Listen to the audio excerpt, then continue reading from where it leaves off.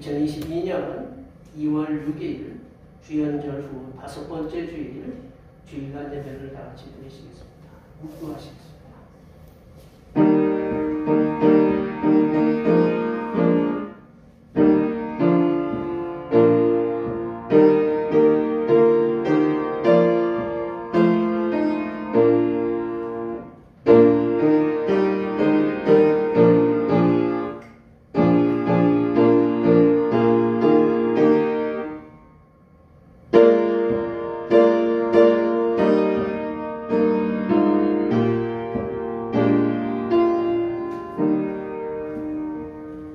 할렐루야. 우리 하나님을 찬양하는 일이 선하며 찬송하는 일이 아름답고 마땅하구나.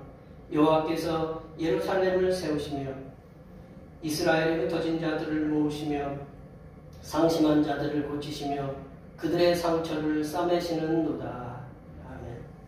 영과 진정으로 드리는 예배를 기뻐 받으시는 하나님 아버지, 날마다 넘치는 은혜와 복으로 우리를 인도하여 주심을 감사드립니다. 우리들이 주님을 향하여 간구할 때마다 응답의 선물로 은혜를 내려주심에 감사합니다. 지난 한 주간에도 설날을 맞아 가족과 함께 기쁨과 행복을 누리게 하시니 감사드립니다. 이 시간 한 해를 위한 기도를 품고 하나님을 예배하기 위해서 이렇게 주님의 존전 앞에 나왔습니다. 이 예배를 통하여 새롭고 좋은 심령의 땅을 경작하여 주시어서 올해에는 30배, 60배, 100배의 풍성한 결실을 맺게 하여 주시옵소서. 거룩하신 예수님의 이름으로 기원하옵나이다. 아멘. 이 시간 다 같이 일어나셔서 지난 한 주간 동안 우리들이 알게 모르게 되었던 우리의 모든 죄를 반주에 맞춰서 침묵으로 고백하는 고백의 기도를 드리시겠습니다. 기도하시겠습니다.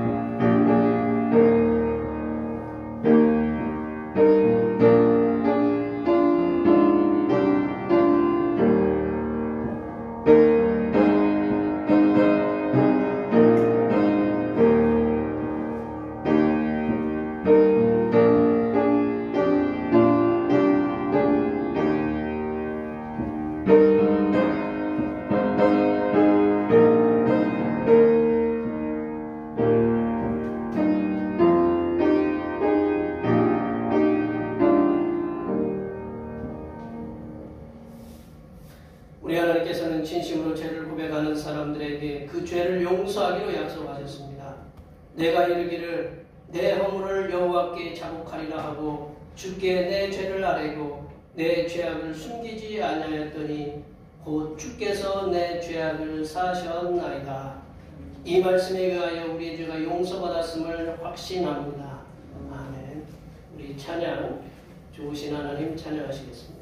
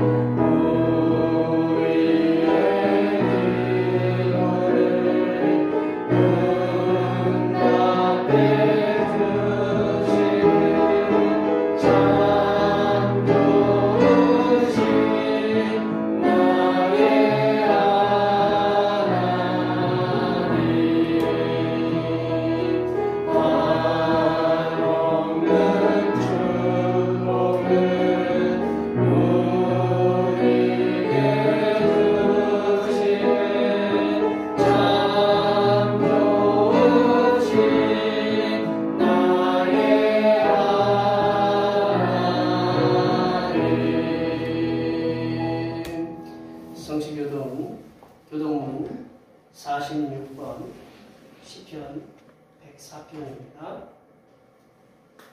성시교독은 교동문 46번 시편 104편입니다. 내 영혼아 여호와를 송축하라. 여호와 나의 하나님이여 주는 심히 위대하시며 존귀와 권위로 옷 입으셨나이다.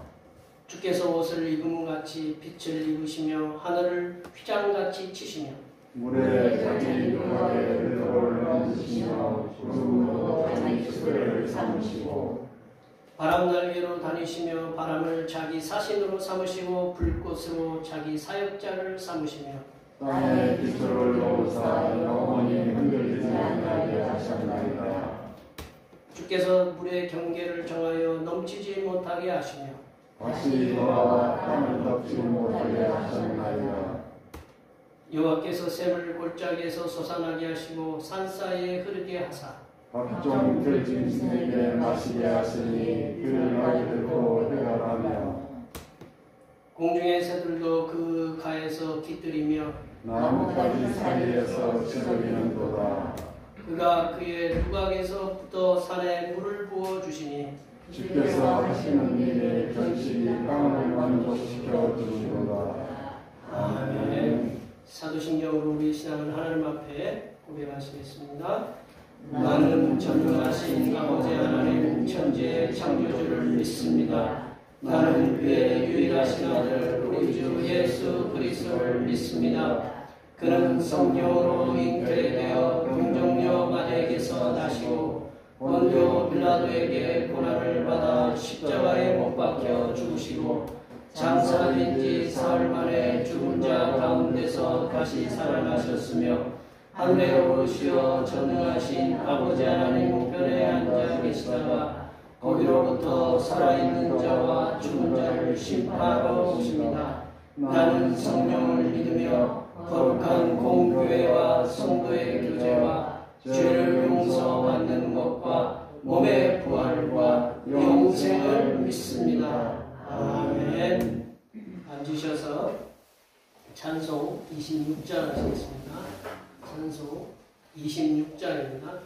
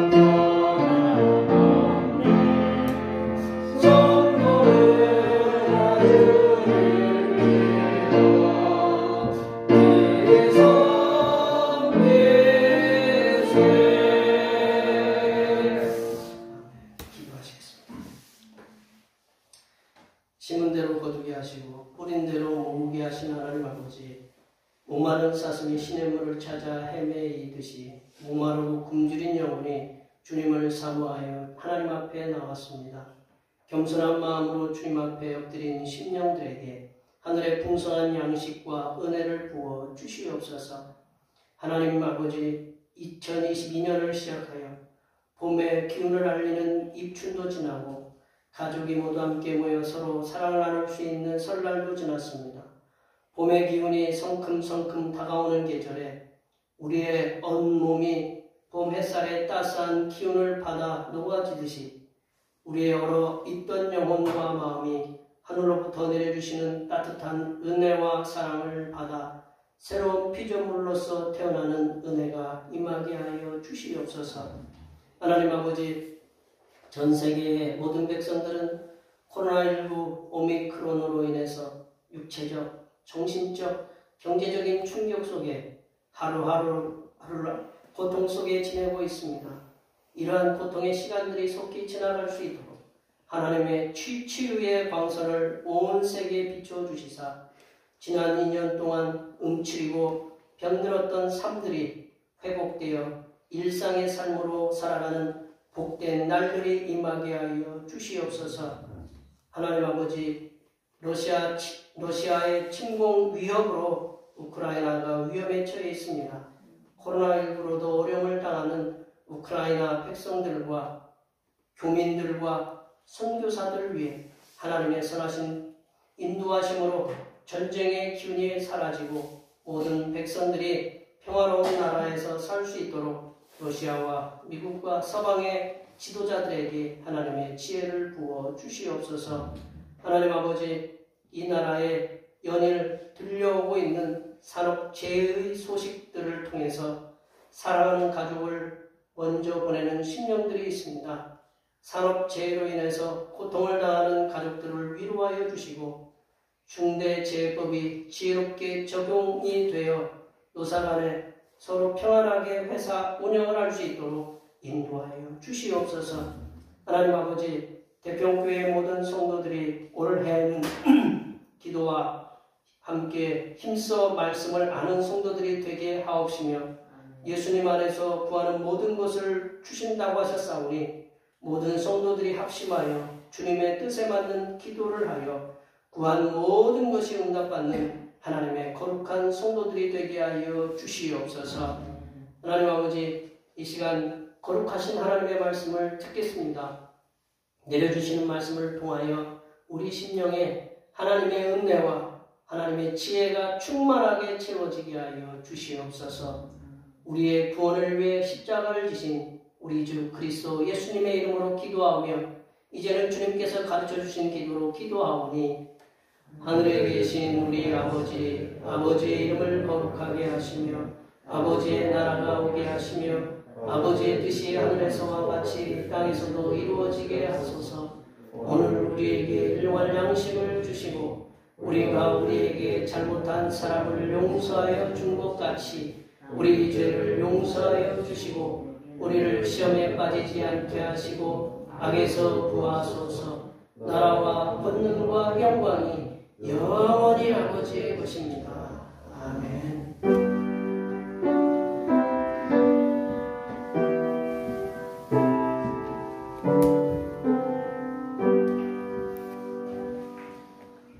오늘 우리에게 주신 하나님의 말씀은 신약성경 마가복음 29장, 마가복음 1장 29절입니다. 마가복음 1장 29절부터 39절 말씀입니다. 신약성경 54쪽에 있습니다.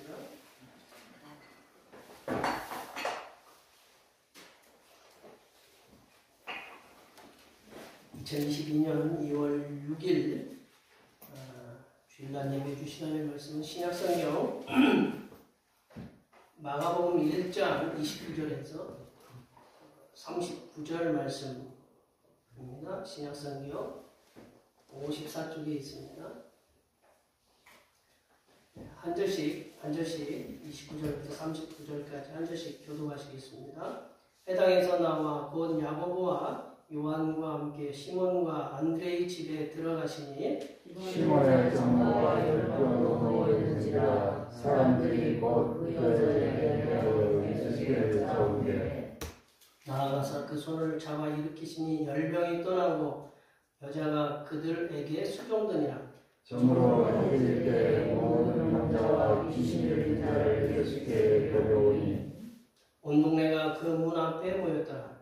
예수께서 각종 병이는 많은 사람을 고치시며 많은 귀신을 내쫓으시되 귀신이 자기를 알므로 그 많은 것을 허락하지 아니하시니라. 새벽 아직도 밝기 전에 예수께서 일어나 나가 한적한 곳으로 가사 거기서 기도하시더니 시몬과 빌립과 함께 있는 자들이 예수의 길을 따라와 만나서 이르되 모든 사람이 주를 찾나이다. 이르시되 우리가 다른 가까운 마을들로 가자. 거기서도 좀 더 하니 내가 길을 위하여 하는 줄 아시고. 함께 보십니다. 이에 온 갈릴리에 다니시며 그들의 여러 회당에서 전도하시고 또 귀신들을 내쫓으시니라. 아멘. 오늘은 주연절로 5번째 주일입니다. 연약한 육신과 마음으로 인해서 흔들리는 믿음을 말씀의 확신으로 붙들어 주시는 성자 예수님께 항상 감사하시기 바랍니다. 제가 내일 신대원 동기 모임이 대전에서 있습니다. 위에서 기도해 주시면 감사하겠고 코로나19 바이러스 이 오미크론이 어제 35,000명 가까이 나왔다고 그러는 것 같은데요. 그죠? 34,000명. 네? 36,000명. 36,000명이요? 네. 와, 주요. 우리 충주에도 100 몇 명이 나왔다고. 충북에 지금 980명이고요. 그렇죠? 네. 이게 우리 몰라도 하지만 충주는 100 몇 명이 나왔다고 하니까 2,000명 중에 1명이 걸린 건가요? 그죠? 200명 중에 1명 걸린 거예요? 계산하기 좀 다들 어렵는데 복잡한데 뭘 계산하느냐? 하여튼 그렇게 다들 지금 하여튼 오미크론이 뭐 증상은 세진 않아도 이게 전염이 되니까 서로에게 불편이 많이 되는 것 같아요. 하여튼 이렇게 어려운 시국에 함께 이렇게 예배에 동참해 주셔서 참 감사드리고 하여튼 뭐 조심하시는 수밖에는 내가 조심한다고 해서 뭐 될 일은 아니지만 하여튼 조심하시는 수밖에는 없는 것 같아요. 그 중보기도 고난 속에서도 주님의 선하신 은혜를 증언하게 하옵소서 위해서 기도해 주시고 오늘 또 우리 북시찰내에 그 충식교회에서 목회하시다가 이제 은퇴하신 우리 김낙규 목사님, 그 목사님 사모님이 함께 예배에 동참해 주셨습니다. 감사합니다. 이따가 끝날 때 축도해 주세요, 목사님. 축도해 주시면 감사하겠습니다. 우리 이렇게 코로나19의 어려운 시국이고 날씨가 좀 굉장히 춥고 추석이라는 하도 이게 추우니까 이게 발이 혼나오네. 설날 때 눈이 많이 와가지고 근데 충주가 올해 제일 많이 왔죠? 올해 제일 많이 오고 집사님도 치우시느라 고생들 많으셨을 거예요 다들. 일단 제일 많이 오고 그래서 아직도 안 녹은 데가 있어요. 녹고 얼고 뭐 그런 데 있는데 문전에 조심하시고 이 코로나19 오미크론에서도 또 승리도 하고 이게 봄이 와야 되는데 자꾸 겨울로 가는 것 같아. 이 어려운 추운 이 겨울을 잘 은혜 중에 이겨나가고 우리 직장에서도 한 주가 새로 시작되는데 직장에서도 우리 사업자에서도 주님께서 인정받고 형통하는 그런 은혜들이 우리 여기 계신 모든 주님의 백성들 그리고 함께 이 방송을 통해서 예배하는 모든 주님의 백성들에게 함께 하시길 많이 축복해 주시기 바랍니다. 축복합니다.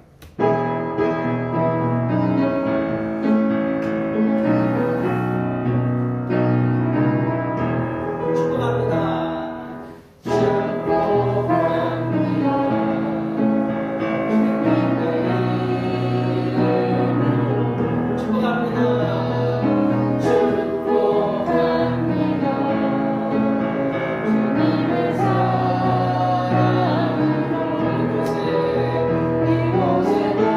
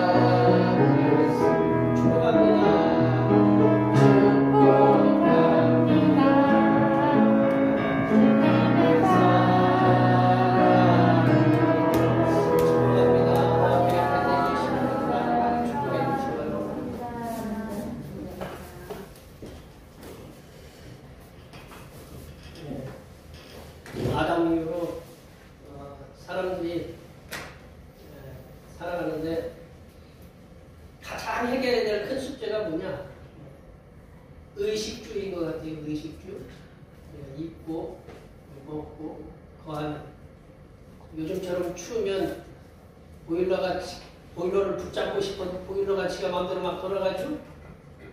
그래야 안 그래요? 막 돌아가면 뭐가 막 나가는 것 같아요? 돈이 막 날아가는 것 같으죠?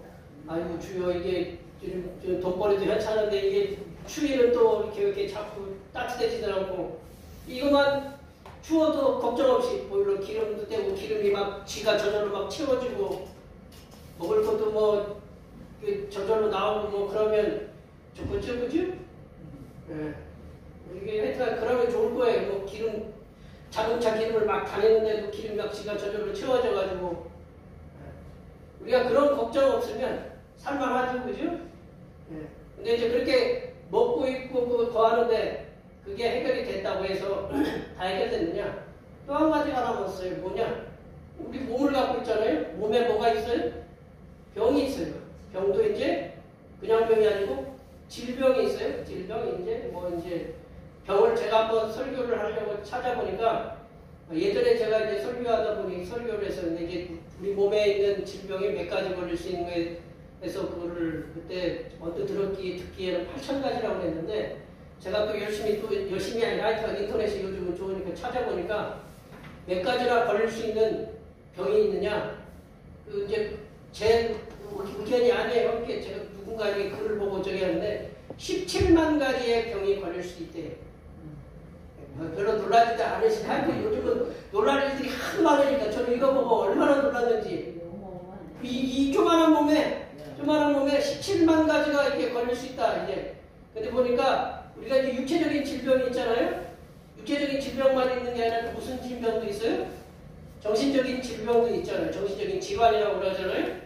그래서 우리가 뭐 그 머리하고 머리카락하고 손톱, 발톱 그거만 빼고 다 암에 걸릴 수 있다죠. 그죠? 다 병에.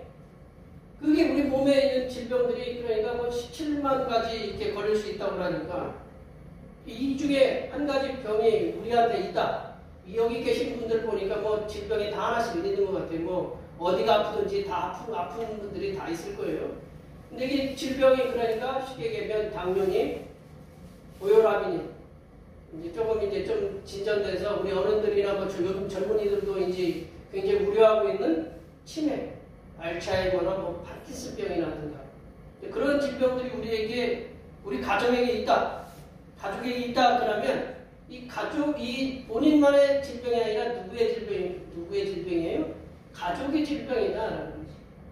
저거 이제 밤에 이렇게 아프리카의 세렝게티라는 지역이 있어요. 뭐 하여튼 그 소들 뭐 하여튼 그 사자 뭐 그런 것들을 자유롭게 이렇게 놔둬서 이렇게 살 수 있는 그런 곳을 나눴는데 거기 보니까 세계에서 가장 빠른 짐승이 뭘까요?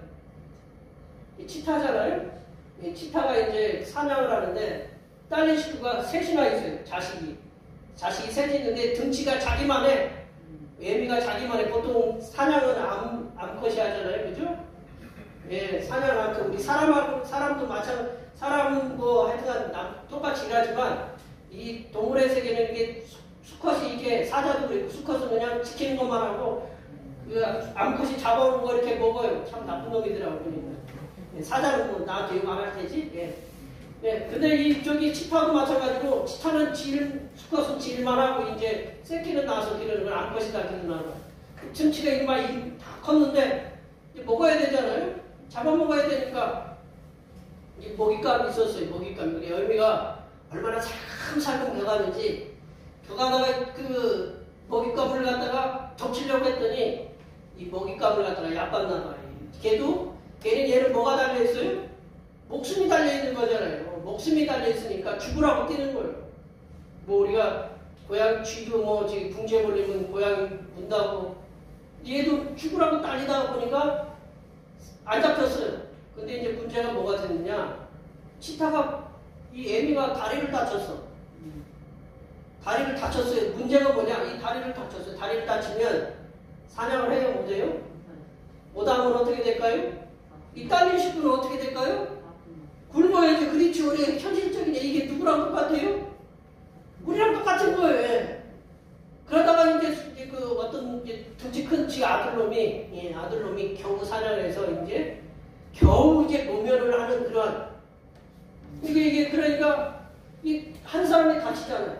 한 사람이 무슨 병이 있다 그러면 이 가족의 문제다. 짐승이나 뭐 우리 저기나 근데 만약에 우리 몸에 있는 고질병 이런 질병들을 고칠 수 있는 뭔가 이게 해결할 수 있는 그 누군가가 있다. 어디 가니까 용한 의사가 있다. 용한 약이 있다 그러면 어떡할까요? 돈 들여서라도 고치죠. 가서. 요즘 뭐 지금도 이렇게 방송 중인 걸로 알고 있고 저도 가끔가다 보긴 하는데 이제 EBS에 보면 명이라는 그런 프로그램이 있는데 명의에 보면 어떤 분이 자기가 굉장히 앓고 있었는데 그 병을 갖다가 의사가 고쳐줬어요. 의사가 고쳐주니까 그 분을 뭐라고 생각하냐면 은인처럼 생각해요. 감사. 내가 이런 고질병이 있는데 이런 질병이 있었는데 나를 이런 데서 고쳐줬다고 감사하는 거를 이렇게 많이 봤어요. 지금처럼 의학이 발달한 시대에도 고치지 못하는 질병들이 계속 나와요.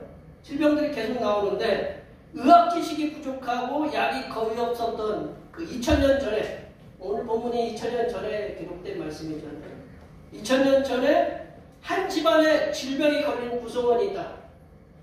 한 집안에 질병이 걸린 구성원이 있다면 가족 대부분이 그 절망과 고통의 시간들을 보내었을 것이다.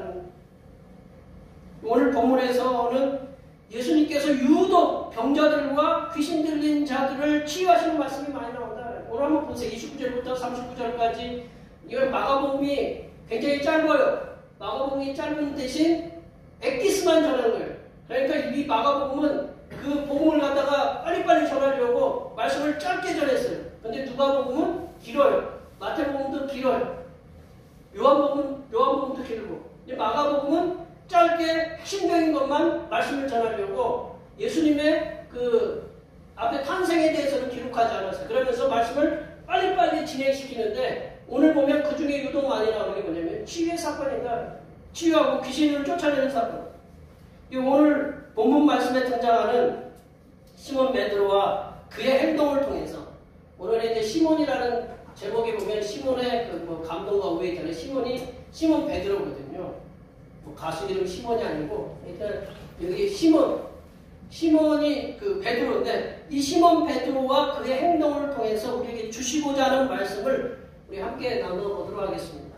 첫 번째로는 예수님께서는 질병을 치유하셔서 내려보세요. 예수님께서는 질병을 치유하셔서 섬김의 일꾼으로 만드신다. 예수님이 질병을 갖다가 치유하시는 그 사람을 통해서 그 치유받은 사람은 이제 일꾼으로 이렇게 만드시는 다른 것을 오늘 말씀을 통해서 얘기해 주고 계신다라는 거죠. 우리 30절 말씀을 읽어볼까요? 30절 말씀 다 같이 읽어보겠습니다. 시몬의 장모가 열병으로 누워있는지라 사람들이 그 여자의 예수께 묻자오되 예수님께서 제자로 부름을 받은 시몬 베드로에게는 누가 있었냐면 아내도 있었고 아내와 아내의 어머님 장모님도 함께 병든 장모님이 계셨다라는 거죠. 병든 장모님. 예수님 당시에는 자녀들이 청년기쯤이면 우리가 뭐 여기 40대 이거는 나이가 많이 먹은 거예요. 그 당시 20대 중반쯤 되면 그 당시 되면 부모님이 다 돌아가신 거예요. 그러니까 우리 무슨 연령이죠? 요즘 평균 수명이라고 하네요. 평균 수명이 그러니까 뭐 40에서 50도 안 됐을 그런 시대. 그러니까 지금은 몇 배나 더 사시는 거예요? 2배. 우리 이제 애들 세대는 3배나 더 살 수 있는 그러한 지금. 그러니까 청년기쯤 되면 부모님들이 다 돌아가신 거예요. 그러니까 예수님 아버님 이제 육신의 부모님으로 알려져 있는 예수님 요셉도 그때 뭐 예수님 돌아가신 걸로 예수님이 성장했을 때는 돌아가신 걸로 보입니다. 그래서 베드로와 안드레도 예수님 부모님이 돌아가시니까 그 집을 자기들이 물려받은 거예요. 이제 베드로의 아내도 남편을 잃고 홀로 지내야 하는 장모님이 어지간하면 그 사위 뭐 신세 지겠어요? 혼자 계시니까 혼자 계시니까 이제 남편도 돌아가시고 장인어른 돌아가시고 자기는 이제 몸이 아프니까 이제 그 모실 수밖에 없는 그런 상황에 있었던 것 같아요. 그래서 자신의 집으로 모시고 왔어요. 그러니까 베드로도 굉장히 뭐 이렇게 보기에는 우리가 왈가닥처럼 보이지만 굉장히 이렇게 좀 마음의 품성이 좀 넓잖아요. 얘는 그 당시에는 이렇게 누가 이렇게 쉽게 얘기하면 장모님이나 장인어른이나 모시고 와서 같이 이렇게 사는 그런 확대 가족이라고 그러거든요. 그런 가족들이 지금보다 훨씬 많았다고 해요. 근데 이제 문제는 뭐냐면 베드로의 장모님은 열병을 앓아 누워 있었다. 열병이라는 게 뭐냐면 뼈 속에서 막 열이 나는 거예요. 뼈 속에서 뼈 속에 불로 일으키지네요. 우리 어머님들 속에 불 난다고 하는 거 그죠? 속에 불 나는 거 혹시 아셔요? 속에 막 불이 난다고 그래요. 이게 만약 이런 열병이 바로 그런 병이에요. 그러니까 뼈 속에 불처럼 이게 일종의 풍토병이래요. 그 당시에 이렇게 많이 있었던 병이라는 겁니다.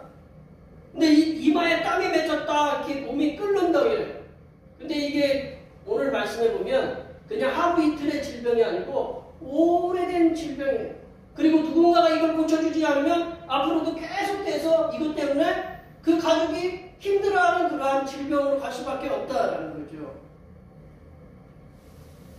근데 시몬 베드로는 장모님도 열병에 누워 계시고 그리고 집안 분위기가 어수선한데 오늘 29절에 보면 회당에서 예배를 마치자마자 자신의 집으로 예수님을 식사 대접하기 위해서 모셔왔다. 한번 생각해보세요. 집안에 환자가 있어요. 베드로의 아내 입장에서 한번 생각해보세요. 베드로의 아내의 입장에서 한번 생각해보시고 우리 어머니는 옆에서 누워 계시고 그 당시에는 방이요. 지금처럼 뭐 방 3개, 4개 그렇게 되어 있는 게 아니에요. 그 당시에는 방이 하나밖에 없대요. 방이 하나밖에 없으니까 뭐 많게는 10명에서 20명까지도 그렇게 살았대요. 별로 이렇게 우리도 그렇게 살았어. 뭐 그렇게 옛날에 그렇게 사셨잖아요. 그죠? 뭐 한 방에 이렇게 불러가지고 10명이 모여가지고 뭐 첫째부터 와니부터 저 밑에까지 이거 전체까지 이렇게 쭉 한 방에 살아가지고 누워가서 나 그래 그냥 거기도 뭐 시동생도 있고 뭐도 있고 다 있어. 자다 보면 막 걸리적거리고 그래서 화장실도 못 가가지고 유광도 이렇게 놓고 그게 방에 그 당시 그렇게 하나밖에 없었던 거예요. 방이 하나인데 손님을 모시고 왔어요. 옆에는 어머니가 계셔요. 어머니가 알고 누워있고 베드로도 아마 결혼을 했으니까 뭐가 있었겠어요? 네? 그렇죠. 자식이 있어요. 자식이 뭐 커지는 않았을 거예요. 그러면 자식이 어떻게 했어요? 옆에서 막 뛰어다니겠죠. 막 뛰어다니고 뭐 이렇게 예수님한테도 뭐 예수님이 수염을 길렀는지 안 길렀는지 모르지만 수염도 붙잡고 뭐 이렇게 말괄량이처럼 그렇게 하고 있을 거예요. 근데 식사를 대접을 해야 돼요. 근데 혼자만 데리고 오느냐? 우리 여기 여자분들 계시면 그랬잖아요. 누가 손님 데려오는 거 좋아해요, 안 좋아해요? 남편들이? 그것도 4명, 5명 데리고 왔어요. 그게 얼마나 분잡해요. 그러니까 그런 와중에 이제 요한과 야고보가 어머니가 옆에 누워 계시니까 자기 어머니처럼 야고보와 요한이 친하니까 이제 베드로와 안드레가 그러니까 물어보는 거예요. 우리 베드로의 어머니가 열병에 걸려서 이렇게 누워 계신다. 그렇게 여쭈었어요. 여쭈었더니 이렇게 야고보와 요한이 왜 예수님 보고 베드로의 장모님이 열병에 누워서 저렇게 고통받고 있습니다라고 왜 물어봤을까요? 30절에 그렇게 물어보잖아요. 왜 물어봤냐면 그것을 26절에서 답을 얻을 수 있다는 거예요. 26절 말씀을 저희들이 제가 안 써놨지만 우리 26절 말씀을 한번 읽어볼 거예요. 26절 거기 우리 성경을 다 같이 읽어보겠습니다. 더러운 귀신이 그 사람에게 경련을 일으키고 큰 소리를 치며 나오는지라. 누가 고쳤을까요? 회당에서 예수님이 고쳤다라는 거죠. 그걸 지금 고친 지가 얼마나 됐어요? 얼마 안 됐어요. 바로 예배 드리고 곱가면 이제 식사하고 이제 보통 그렇대요. 이렇게 안식일 식사는 회당에서 예배 마치고 곧바로 가서 이렇게 식사를 한대요. 근데 식사를 하는데 그 회당 예배 속에 뭔 일이 일어났냐면 귀신 쫓아낸 걸 갖다가 야고보와 요한이 봤어요. 베드로와 안드레가 봤어요. 그러나 베드로와 안드레는 뭐 얘기를 못하겠고 야고보와 요한이 아유 우리 베드로의 어머님 장모님 아픈데 예수님 귀신 쫓아내셨는데 어떻게 해보세요. 이제 그 얘기예요. 이 야고보와 요한의 말을 들으신 예수님께서는 베드로의 장모에게 다가간다는 거죠. 다가가서 그리고 손을 어떻게 해요? 손을 잡으셔요. 예수님이 손을 잡으셔요. 그래서 일으키신다라는 거죠. 우리 31절 말씀 읽어볼까요? 31절입니다. 나아가사 그 손을 잡아 일으키시니 열병이 떠나고 여자가 그들에게 수동드니라. 그 당시에 병든 사람을 만지는 건 병든 자체가 부정하다라는 그런 관념이 있었어요. 부정한 사람을 갖다가 이 예수님이 남자잖아요. 이렇게 하여튼 남자로 오셨는지는 이제 남자로 오셨잖아요. 남자이시고 그리고 이제 여성의 손을 갖다가 이렇게 만졌다는 여성의 손을 갖다가 부정한 그 분을 손을 만졌다라는 가면 어떻게 될까요? 우리가 이 컵이 있는데 이 컵이 더럽다라는 거예요. 컵을 갖다가 이 더러운 컵을 갖다가 제가 입에 마셨어요. 그러면 제가 어떤 사람이 된 거예요? 좀 추잡한 사람이 더러운 걸 이렇게 마셨으니 그래야 할까요? 그 당시 그랬다는 거예요. 그 부정한 사람을 만지면 자기도 부정해진다는 그런 생각들이 있었어요. 그래서 잘 안 만져요. 그러나 예수님은 어떻게 했어요? 그 부정하다고 생각되는 그 여성, 지금도 우리가 좀 그렇지만 그 당시 2000년 전에 그 여성을 갖다 이렇게 만진다는 거 쉽지 않잖아요. 손을 잡아서 일으키셨다라는 거죠. 자기도 부정해질 걸 아시면서도 예수님은 그 여성의 손을 베드로 장모님의 손을 붙잡고 일으키셨다라는 거예요. 그래서 열병이 어떻게 된 거예요? 떠났다라는 거죠. 열병이 떠났다. 회복된 거예요. 베드로는 수지 맞았어요? 안 맞았어요? 내 일이 아니니까 별로 뭐 수지 맞았는지 안 맞았는지 이 베드로는 지금 수지가 맞은 거예요. 왜냐하면 이 장모님을 계속 모시고 다녀야 되고 자기는 지금 뭐예요? 예수님의 제자예요. 지금 지간일을 자기가 못 꾸려요. 근데 장모님이 어떻게 됐어요? 치유가 됐다라는 거죠. 열병에 고쳐졌다라는 거죠. 그럼 누가 더 기뻐할까요? 딸이 기뻐하죠. 딸이. 베드로 자신도 기뻐하지만 딸이 기뻐하잖아요. 그러면 예수님을 어떻게 섬길까요? 어떻게 할까요? 섬긴다. 수종든다라는 말이 뭐냐면 섬긴다라는 말이거든요. 섬긴다라는. 우리가 예수님이 그 천사들이 예수님을 수종들었다라는 표현이 1장의 앞부분에 나오는데 그거랑 똑같은 예수님을 섬겼다라는 거죠. 디아코니아라는 그런 말의 어근이거든요. 이게 섬기다라는 말이. 수종들었다라는 말이. 베드로의 장모는 자신의 열병의 치유받음을 통해서 온전히 예수님하고 그리고 제자들을 섬겼다라는 치유받으니까. 한번 보세요. 우리 내 질병, 내 고질병, 내 갖고 있는 평생에 가지고 해야 되는 질병을 예수님이 손잡아서 나를 고쳐주셨다. 그러면 어떻게 할까요? 예수님이 뭐를 달라고 하든 다 해주실 수 있어요. 이게 베드로가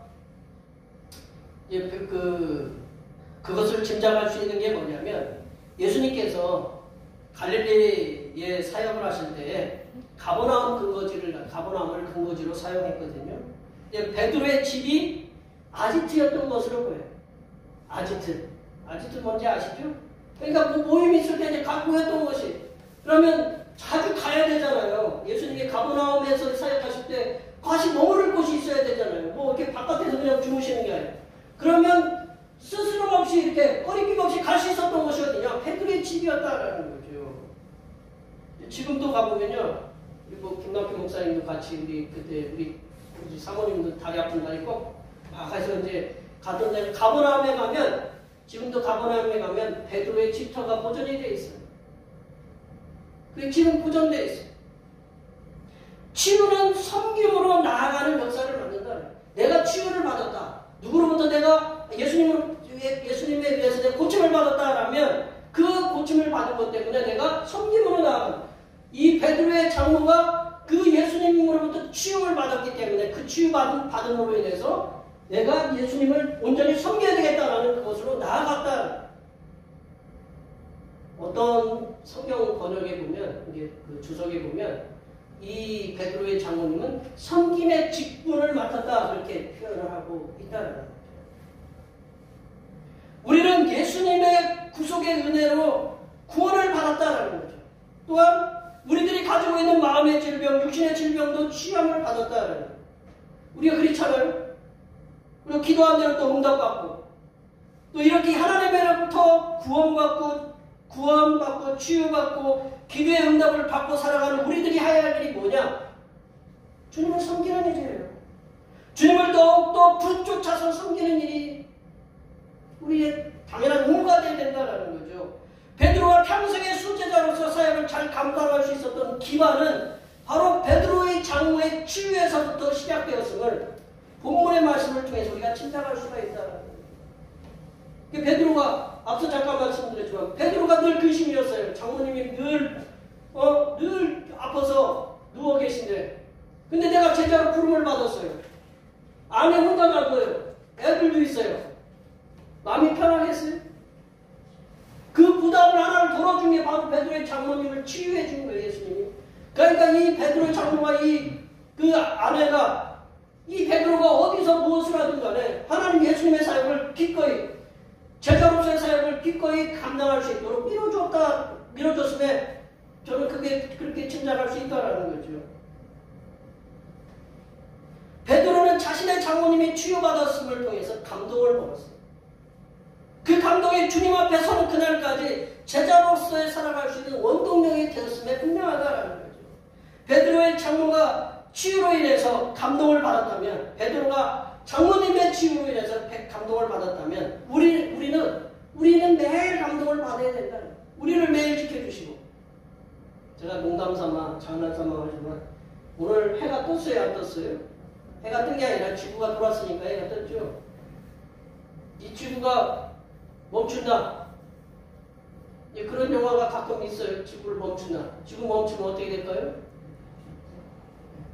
이 상상하면 북한에 지금 백두산이 터지면 어떻게 될까? 그런 위험도 있지만 이런 우리가 매일매일 하나님께서 이 우주를 돌보시면서 지구를 돌보시면서 해를 볼 수 있게 해주시잖아요. 그 매일 우리가 매일 감사해야 된다는 거죠.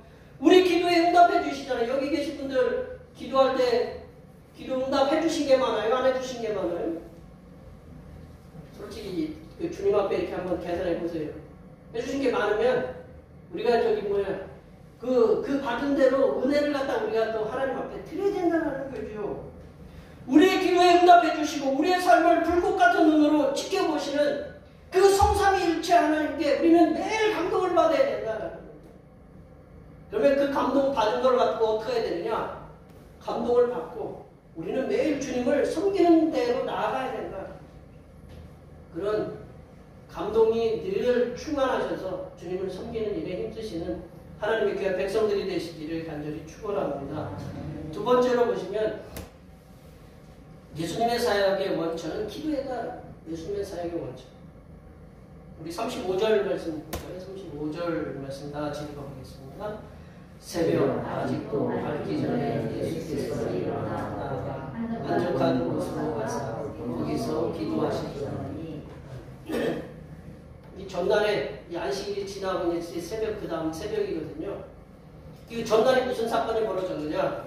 예수님께서는 안식일이 지난 후 32절에 보면 유대인의 안식일은 언제 지났느냐? 해가 저물면 그날 지나는 거예요. 안식일이 지나면 그 사람들이 이제 자유롭게 활동할 수가 있어요. 활동할 수가 있느냐? 뭐도 활동할 수 있느냐? 거리에 제한을 받았는데 그 거리의 제한이 풀려요. 그리고 뭐를 들고 가는 것도 풀려요. 보시면 오늘 32절에 보면 저물어 해질 때 누가 많이 모였다고 그랬어요? 저물어 해질 때 32절에 보면 모든 병자들이 오는 거예요. 병자들이 움직이는 거는 언제 움직여야 되느냐? 해가 질 때 움직이는 거예요. 안식일이 지나고 나서 움직였어요. 그러니까 해가 지고 저녁에는 뭐를 해야 돼요? 여기 계신 분들 저녁에는 집에 가서 뭐 해야 돼요? 뉴스도 보고 밥 먹고 이렇게 예배도 이제 가정 예배도 드리기도 하고 밥도 먹고 가족끼리 얘기하고 어떤 분들은 이제 밀린 통화도 하고 그런 쉬는 시간이잖아요. 근데 그날이 예수님은 저녁에 어떻게 했어요?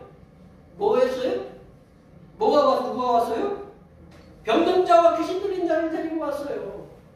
예수님 추가 수당도 주는 것도 아니고, 저는 야간 수당도 주는 것도 아니고, 그 밤에 몰려왔어요. 그러니까 그분 예수님이 어떠세요? 나 피곤해. 니들 가라 그랬겠어요? 안 그랬겠어요? 어떻게 했겠어요? 다 손을 얹어서 다 치유하셨어요. 그러니까 예수님도 뭐를 가지세요? 하셨어요? 우리 권사님들 이렇게 뭐 뒤에 난로도 있고 이렇게 따뜻하면 목사 설교가 좀 재미없으면 어떻게 해요? 세상에서 제일 무거운 게 내려오죠. 눈이 이렇게 내려오죠. 눈이 이렇게 내려와서 몸이 피곤하거든요. 예수님도 육신을 가졌어요.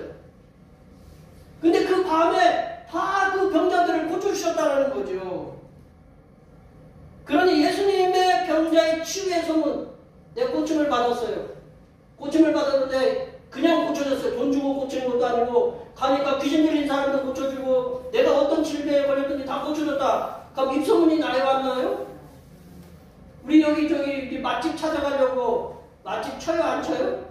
그럼 어디 그럼 만두가 어디를 잘한다, 냉면이 어디를 잘한다. 그러면 차를 몰고 가. 요즘은 그런 시대예요. 세상에 보세요. 한번 공짜로 고쳐줘요. 돈도 안 들어요. 가기만 하면 무조건 나음을 받아요. 그러면 그 소문이 날까요 안 날까요? 나죠. 밤이 깊어질 때까지 예수님의 치유의 사역을 하시고 그리고 베드로의 집에서 이제 피곤한 몸을 끌고 그곳에서 이제 주무시는 거예요. 이제 주무실 때 예수님도 저쪽 한쪽에서 주무셨겠죠. 뭐 베드로의 장모님도 자야 되고 애들도 베드로의 아들도 자야 되고 우리 안드레 야고보 요한도 자야 되고 베드로의 아내도 자야 되고 그래서 이렇게 머리 펴가지고 이렇게 자겠죠. 주무시다가 예수님이 언제 일어나셨어요? 새벽 아직 밝기도 전에 제가 생각하기에는 한 4시쯤 정도 되지 않았을까.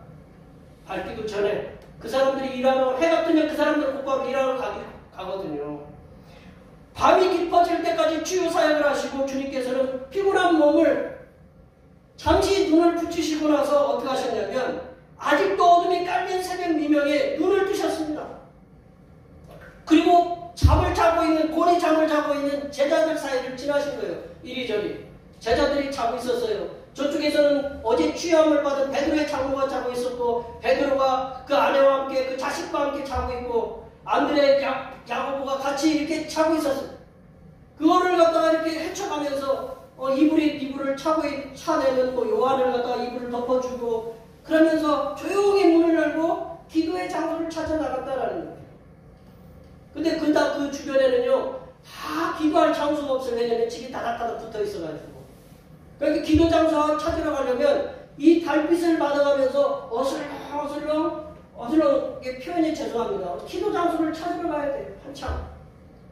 네, 죄송한 얘기지만 저도 이제 교회가 가깝잖아요. 교회가 가까운데 뭐가 어려울까요? 일어나는 게 어려워요. 일어나는 게. 저희들도 이렇게 보면 이제 별로 문제가 없으면 상관없는데 밤새 또 우리 애가 아프다. 애가 아프다 그러면 어떻게 해요? 밤새 어떻게 해야 돼요? 간호하다가 새벽에 일어나면 잘 못 일어날 때 있어요. 일어나기 참 죽기보다 싫어요. 알람은 자꾸 울리는데 이놈 알람 왜 좀 고장도 안 나나. 근데 예수님은 그거를 갖다가 자기 몸을 갖다가 피곤하신데도 이렇게 세우셨다라는 거죠. 그래서 달빛에 의지해서 계속적으로 걷고 또 걸으셨어요. 한적한 곳에 기도하러. 한적하다라는 뜻이 뭐냐면 에레모스라는 뜻인데 광야라는 의미가 있어요. 광야. 한적한 곳. 근데 광야 같은 곳에 가서 찾고 찾으려니까 쉽게 안 나와요. 그래서 한참을 가서 한적한 곳, 광야 같은 곳. 혼자 기도해 소리내서 기도해도 될 그 장소로 예수님이 걸어가시는 거예요. 거기 만나신 거예요. 그 한적한 곳에서 예수님이 뭐 하셨을까요? 무릎 꿇고 하나님 아버지와 그리고 성령 하나님께 오늘 하루도 나와 함께 해주셔서 이 병자들도 치유해 주시고 귀신 들린 자들도 귀신을 쫓아내 주시고 하나님께서 주시는 그 말씀 잘 전할 수 있도록 도와달라고 그 기도하셨다는 거예요. 예수님이 기도 안 해도 돼요. 왜냐면 당신도 하나님이신데. 근데 예수님이 기도했다는 거죠. 함께 예수님 성삼일체 하나님께서 같이 사역을 하셨다는 거죠. 예수님도 성부 하나님, 성령 하나님의 도움을 받으시면서 하루를 여셨다는 거죠. 그래야 이 사역이 그날 하루의 사역을 잘 감당할 수 있으셨기 때문에 그렇다는 거죠. 그래서 예수님께서는 아무리 피곤하셔도 하루의 첫 시간은 성부 하나님과 성령 하나님께 기도하시는 것으로 시작하셨다라는 것을 우리가 말씀을 통해서 알아야 된다는 거죠. 기도, 프레이어, 이 기도가, 여기 우리 자녀들 키워보셨죠? 네, 뭐 다른 자녀들 키워보셨어요? 안 키워보셨어요? 저도 저도 이제 키우고 있는 중이에요. 예, 키우고 있는 중이기 때문에 아직도 다들 키우고 계신 거예요. 이게 주님이 부르실 때까지 계속 자녀들은 누구예요? 내가 주님 앞에 갈 때까지 자녀들은 자녀예요. 계속 이제 그러면 자녀들이 뭐 요구한다. 내가 형편이 그래도 내 형편이 된다 그러면 들어줘요? 안 들어줘요? 들어주죠. 형편한데도 형편 되게끔 만들어서 이렇게 들어주잖아요. 우리가 하나님 기도는 뭐냐? 기도는 하나님께서 맡겨주신 사역을 감당하는 최고의 무기다라는 거죠. 기도는 우리 그 자녀인 우리가 하나님께 드릴 수 있는 최고의 무기다라는 거죠. 하늘 보좌를 움직일 수 있는 이 기도는 못할 것이 없다라는 거죠. 그리고 못 들을 것이 없다라는 거죠. 못 고칠 질병도 없고 불가능을 가능하게 만드는 만능 열쇠다. 예수님께서는 이 땅에서 하신 모든 사역 속에서는 기도를 빼놓지 않고는 얘기할 수 없다라는 거예요. 예수님의 기도를 통한 모든 사역 하나하나 가운데 예수님의 기도를 통한 성부 하나님과 성령 하나님께 그 두 분이 함께 하셔서 성삼일째 하나님께서 함께 하셔서 그 역사로 말미암아 이 공생의 기간을 은혜 중에 맞추셨다라는 거죠. 예수님께서 이렇게 기도하셨으니 누구도 기도해야 돼요? 네, 다 기도해야 돼요. 여기 계신 모든 분이 다 기도해야 된다라는. 내가 아무리 능력 많고 아무리 힘 있고 권세가 있어도 이 모든 것을 주장하시는 하나님께 겸손히 무릎 꿇고 예수님의 기도하셨으니 우리도 겸손하게 기도하는 하나님의 자녀들이 되시기 바랍니다. 세 번째로 예수님께서는 모두의 주님이시다. 예수님께서는 모두의 주님이시다. 우리 38절 말씀을 읽어볼까요? 38절입니다. 이르시되 우리가 다른 가까운 마을로 가자. 거기서도 전도하니 내가 너를 위하여 만들라 하시고. 예수님께서 마을 먼 곳에 계시니까 이제 그 아침에 이제 미명 시간에 사람들이 막 모이는 거예요. 그러니까 베드로가 생각해 보세요. 예수님이 이곳에서 주무시는데 그 사람들이 막 막닥지걸 병자들을 데리고 왔다라는 거죠. 그래서 제자들 사람들을 데리고 왔으니 좀 베드로도 어깨가 으쓱해졌겠어요? 안 해졌겠어요? 근데 일어나 보니까 예수님이 안 계신 거예요. 예수님이 어디 계신가? 그 예수님을 갖다가 뒤쫓았다라는 말씀이 있거든요. 뒤쫓았다라는 말씀은 뭐냐면 그냥 뒤쫓아간 게 아니고 예수님을 찾기 위해서 샅샅이 이렇게 동네 구석구석 다 찾았다라는 거예요. 샅샅이 뒤지면서 가보니까 예수님이 결국 계신 곳이 저 먼 한적한 곳에 예수님이 혼자 기도하고 계신다라는 거죠. 그렇게 천신만고 끝에 마을에서 먼 거리에 광야처럼 한 곳에서 기도하고 계신 예수님을 이 베드로가 만났다. 그래서 제자들이 이렇게 예수님을 찾는 이유는 뭐냐면 새벽부터 사람들이 와가지고 주의해달라고 그 소문을 내서 어디에만 머물게 하려고 할까요? 이 가버나움에만 머물게 하려고 한다. 여기 우리 권사님도 식당 하시지만 맛집으로 소문났다. 가면 어떻게 해서 먹어야 돼요? 줄 서서 먹어야 되잖아요. 표 받고 몇 번. 이게 뭐 밥 한 끼 먹는데 무슨 뭐 번호를 받아가면서 가서 그냥 아무 데나 가가지고 그냥 편하게 먹으면 되지. 근데 유명한 맛집은 어떻게 해요? 번호를 꼭 먹어야 된다는 거지. 먹어야 돼. 이게 이용자가 여기 와서 빵을 먹고 갔으니 못 먹고 간 이 빵을 갖다가 그만 주유소에 가서 먹어야 된다. 줄 서서 먹어요. 근데 이 음식점을 갖다가 나 여기서 할 수 없어. 다른 데로 옮겨. 매일 옮겨요, 음식점을. 그런 좀 정신 나간 사람 있어요, 없어요? 매일 음식점을 옮긴다. 그런 정신 나간 사람 없어요. 근데 지금 베드로가 뭐냐? 예수님이 그러는 거예요. 예수님, 여기다가 지점을 냅시다. 우리 집을 갖다가 근거 좀 해가지고 사람들 오기만 하면 예수님 치유하면 되잖아요. 그래서 오십시다. 그리고 예수님 베드로 욕심에 그런 거예요. 와서 지금 산 사람들 문전성시를 이루고 있다라는 거예요. 그러니 여기 와서 예수님 우리 이곳에서 그냥 가만히 있고 그냥 고쳐주십시오. 그럼 얼마나 편해. 제가 그 명예를 EBS에 보면서 그 왕진 의사하고 이제 외래 의사에 대해서 이렇게 보면 왕진 의사라는 건 내가 직접 가는 거잖아요, 그죠? 내가 직접 가는 거고 외래 의사는 누가 와서 내가 이렇게 다른 사람이 와가지고 어떤 게 더 품위가 있을까요? 그렇죠. 그런 거 받는 게 더 그렇죠. 내가 과거에 좀 이렇게 품격이 있고 그렇잖아, 안 그래요? 그 내가 가면 뭐가 조금 이렇게 그렇잖아요. 내가 좀 뭐가 부족해요. 여기 이제 뭐 춘천에 사신 분도 계시면 저쪽 소양강 그 이렇게 그 수몰 지역이 있잖아요. 수몰 지역은 한 사람이 사는데 그냥 뭐 세 사람이 뭐 하여튼 정기적으로 가는 것 같아요. 이렇게 세 명이서 그 한 분 만나기 위해서 배를 타고 들어가더라고요. 그게 이득이 될까요? 어떡할까요? 그 사람에게는? 이게 나라에서 이제 2019년부터 정책적으로 이제 그렇게 왕진의사를 한다고 하는데, 그렇게 해가지고 돈이 더 많이 벌릴까요? 아니면 가만히 앉아서 오는 사람들 외래로 받는 게 더 나을까요? 가만히 앉아서 보는 사람이 훨씬 나아요. 우리 충북에는, 강원도에는 4명인가 있대요. 왕진의사가 4명 있다고 제가 이렇게 얼핏 본 것 같고, 우리 충북에는 17명 있대요. 17명 왕진의사가. 근데 이 환자 입장에서는 누가 나아요? 집안에 오랫동안 있으면 왕진의사가 나아요. 와서 직접 봐주고 저게 좀 얼마나 기분이 좋아요. 근데 이 베드로는 지금 어떡하고 싶느냐? 주님 어디를 돌아다니세요? 여기서 그냥 가만히 앉아 계셔서 오는 환자들 받아가지고 치유받고 그들도 돈 갖고 올 거 아니까 우리가 조금 돼서 우리도 같이 먹고 삽시다. 뭐 그런 의도가 있었던 것 같아요. 근데 예수님이 뭐라고 그래요? 우리 38절에 일침을 놓잖아요. 38절에 우리가 다른 가까운 마을로 가자라는 거예요. 다른 가까운 마을이라는 건 뭐예요? 예수님을 전혀 모르는 데예요. 환영을 받지 못하는 데예요. 예수님은 어떤 분이냐?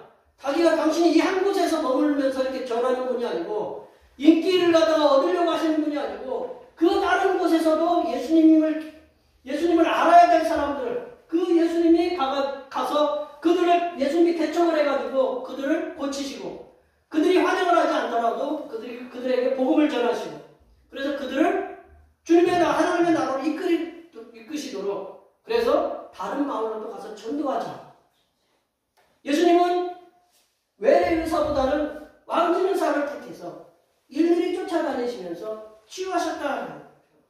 그러니까 베드로도 오해한 거예요. 베드로도 예수님 여기 있으면 참 좋잖아요. 이렇게 그거를 갖다가 주장을 했지만 예수님은 나는 한 곳에 머물지 않는다. 이곳만 치유하는 게 아니고 다른 곳에 가서도 복음을 전할 사람들, 치유할 사람들, 내가 그것을 위해서 왔다라고 예수님은 그렇게 해서 떠나시거든요. 모든 질병을 치유하시는 예수님, 생명의 말씀을 전해주시는 예수님은 죄인의 구원을 위해 십자가를 지셨어요. 그 예수님, 이 예수님께서는 나만의 주님이 아니라 이 예수님은 나만의 주님.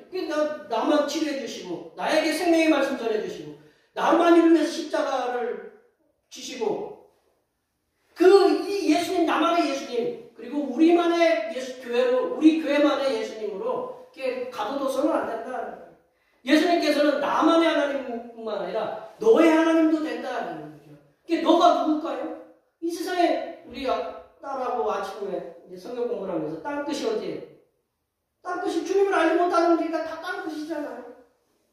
예수님께서는 나의 하나님만 되는 게 아니라 너의 하나님도 되신다. 그리고 우리 모두의 주님이시다. 이러하신 주님을 우리는 전해야 된다. 우리는 예수님을 나만의 주님으로만 붙잡고 살아가려고 하는 그런 오만한 생각에서 벗어나야 된다. 우리는 우리의 구원을 위해서 이 땅에 오신 예수님을 모두에게 전하시면서 살아가시기를 바랍니다. 말씀을 정리합니다. 예수님께로부터 구원함을 경험하며 치유를 경험하고 기도 응답을 경험해서 하나님으로부터 감동을 받은 하나님의 자녀된 우리들은 하나님을 위해 성실한 삶을 사셔야 된다.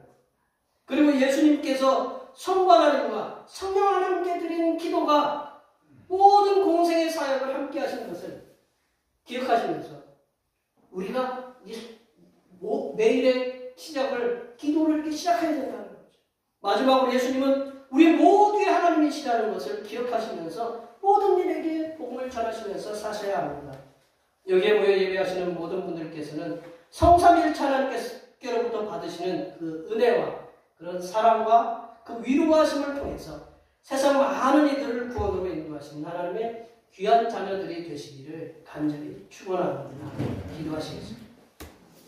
하나님 아버지, 우리가 성삼일체 하나님께로부터 받은 은혜와 사랑과 위로하심을 통해서 우리들이 주님 앞에 서는 그날까지 충성을 다하여 섬기는 하나님의 자녀들이 되게 도와 주시옵소서.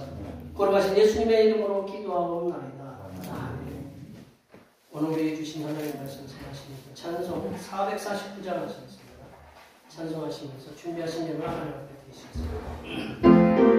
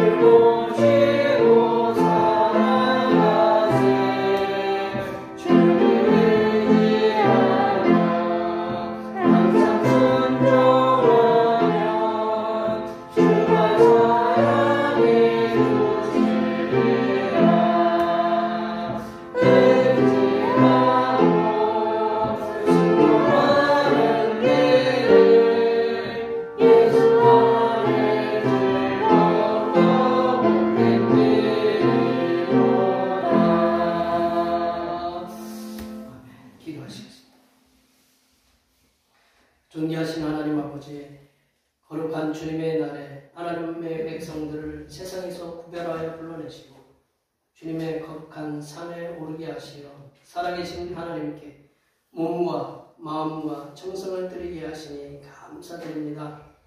오늘도 빈손으로 나오지 않고 예물을 정성껏 준비하여 드리오니 기쁘게 흠령하여 주시옵소서. 하나님 아버지, 아직도 추위가 가시지 않은 날씨와 눈길의 위험 속에서도 아랑곳하지 않고 피곤한 몸을 추스르며 일어나 일을 하고 수고하여 얻은 소득의 열의 하나를 주님 앞에 드립니다. 주님께서 이들의 수고를 몸소하시오니 통장에 물질이 차고 넘치는 은혜가 임하게 하시고 이들이 다니는 길을 지키시사 아무런 사고도 없이 올 한해도 인도하여 주시옵고 건강한 몸과 평안한 마음이 올 한해 충만하게 임하게 하여 주시옵소서. 하나님 아버지, 범사에 감사하는 마음으로 감사 예물을 드립니다. 올 한해도 이끌어 주실 은혜에 감사하여 감사 예물을 드립니다.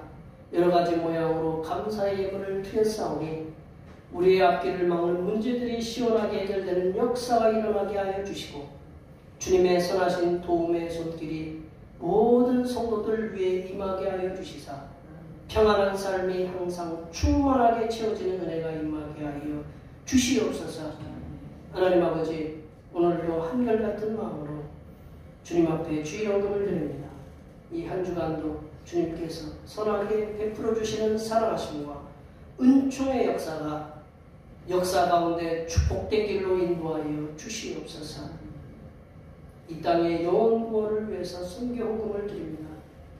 대평교회의 영혼을 구원으로 인도하는 역사가 세계로 확장되는 은혜가 있게 하시고 바친 손길의 삶이 풍성하게 선교하는 은혜가 임하도록 물질의 복을 부어 주시옵소서.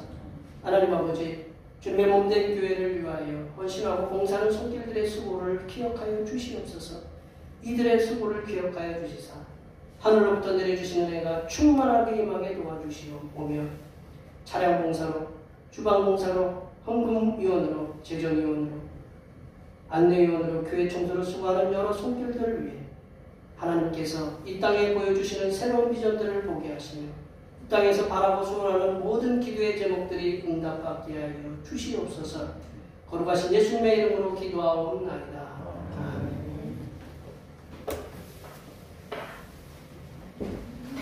다 같이 일어나셔서 사명선언을 전하시겠습니다.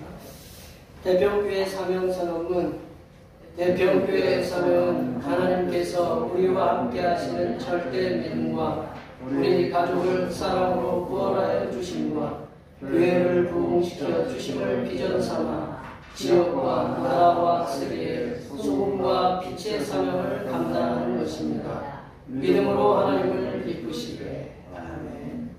선한 행실 구호 제창하시겠습니다. 복음의 선한 행실로 세상에게 칭송받는 교회 되자. 결단의 찬송, 파송의 노래 하시겠습니다. 파송의 노래 후에 김낙규 목사님 축도해 주시겠습니다.